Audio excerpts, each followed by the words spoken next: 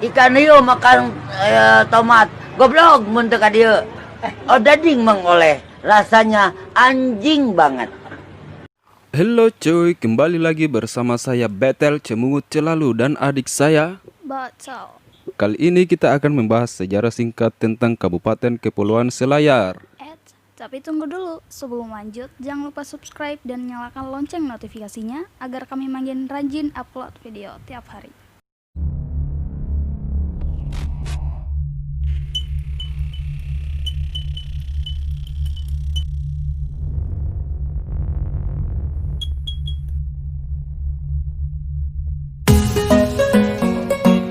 Pada masa lalu, Kabupaten Kepulauan Selayar pernah menjadi rute dagang menuju pusat rempah-rempah di Maluku. Di Pulau Selayar, para pedagang singgah untuk mengisi perbekalan sambil menunggu musim yang baik untuk berlayar. Dari aktivitas pelayaran ini pula muncul nama Selayar. Nama Selayar berasal dari kata Cedaya yang berarti satu layar, karena konon banyak perahu satu layar yang singgah di pulau ini.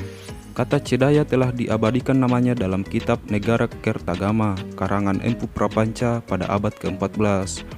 Ditulis bahwa pada pertengahan abad ke-14, ketika Majapahit dipimpin oleh Hayam Wuruk yang bergelar Raja Sahanegara, Selayar digolongkan dalam Nusantara, yaitu pulau-pulau lain di luar Jawa yang berada di bawah kekuasaan Majapahit.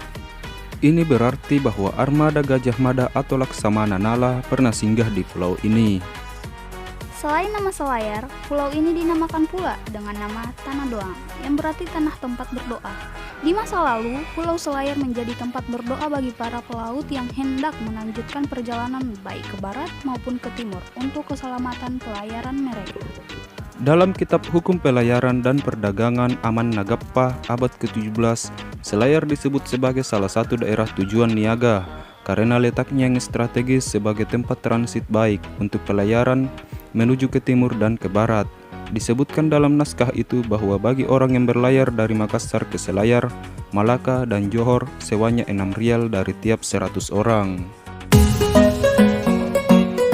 Di zaman kolonial Belanda, jabatan pemerintahan di bawah keresidenan adalah Regentschepen. Regentschepen saat itu adalah wilayah setingkat kecamatan yang dikepalai oleh pribumi bergelar Opu. Di bawah Regentschepen ada kepala pemerintahan dengan gelar Opulolo, Balegau, dan Gelarang. Pada tanggal 29 November 1945, pukul 6.45, sekumpulan pemuda dari beberapa kelompok dengan jumlah sekitar 200 orang yang dipimpin oleh seorang pemuda bekas Heiho bernama Rauf Rahman memasuki kantor polisi kolonial. Sekarang kantor tersebut PD Berdikari.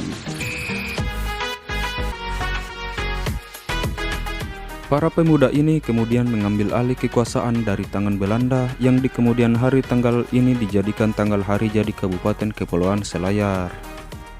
Tahun hari jadi diambil dari tahun masuknya agama Islam di Kabupaten Kepulauan Selayar yang dibawa oleh Datuk Ribandang, yang ditandai dengan masuk Islamnya Raja Gantarang, Pangali Pattaraja, yang kemudian bernama Sultan Alauddin.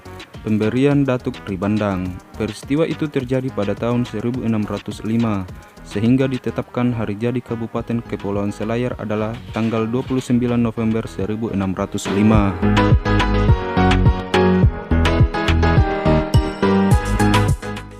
Kabupaten Selayar terbentuk berdasarkan Undang-Undang Nomor 29 Tahun 1959 tentang pembentukan daerah-daerah tingkat 2 di Sulawesi yang kemudian berubah nama menjadi Kabupaten Kepulauan Selayar berdasarkan Peraturan Pemerintahan Nomor 59 Tahun 2008.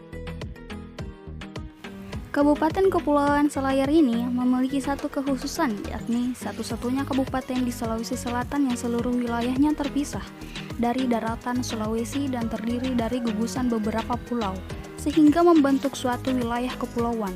Gugusan pulau di Kabupaten Kepulauan Selayar secara keseluruhan berjumlah 130 buah.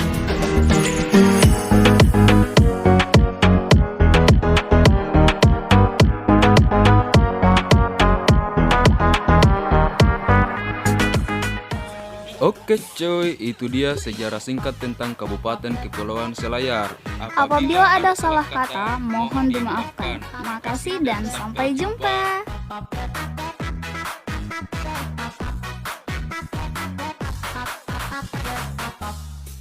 Bersama